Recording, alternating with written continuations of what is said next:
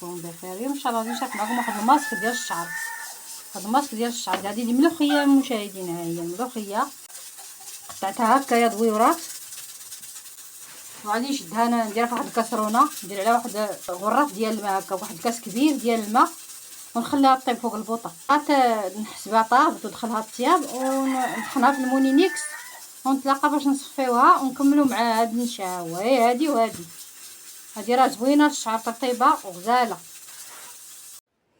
بعد ما البنات سلقتها وخليتها في الكاسرونه حتى بردات، ما ديروهاش سخونه في المونينيكس. دابا غادي نطحنها ونصفيها. درتها البنات في الكسكاس. انت راه شوفوا كي دايره. ها شتي هاد الخيوط هادو ديالها هكا دايره بحال الدرقه.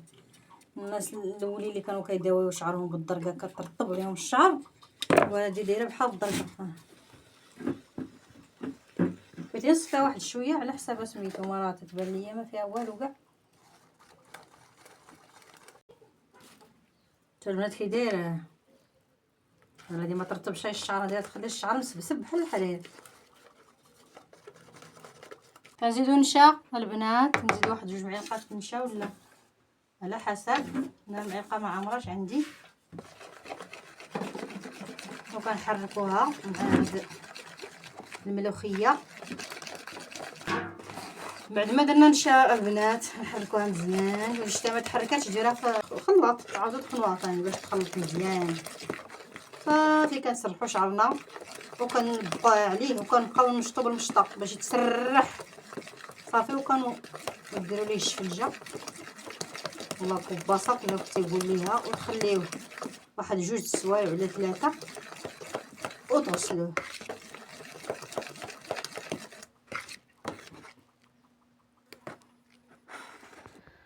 دابا غادي نطبقوا البنات. ها نتوما كما تشوفوا هذا الشعر هكايا، ما هو هذاك الشيء من ما ناشف ومنفوخ.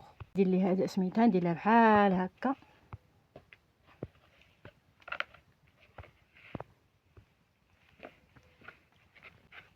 كنديروا هكا ونواصيو بالشيته ونجبدو عندنا باش الشعرات تجبد.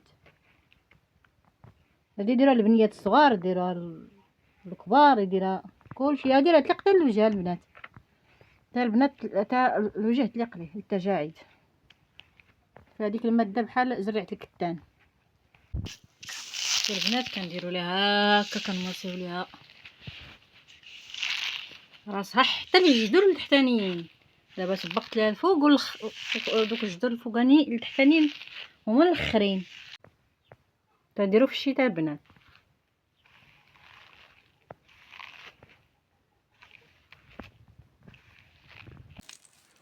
كنبقاو كنجبدو البنات في شعرنا بحال هكا، شتي.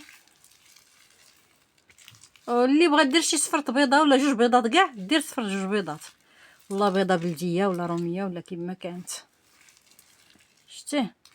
كلو دابا داخله ليه مزيان. دابا غادي نكلكمو وندير عليه واحد الميكه ونخلي ليه واحد الساعه ولا ساعتين باش ما هي ما مضره ما والو.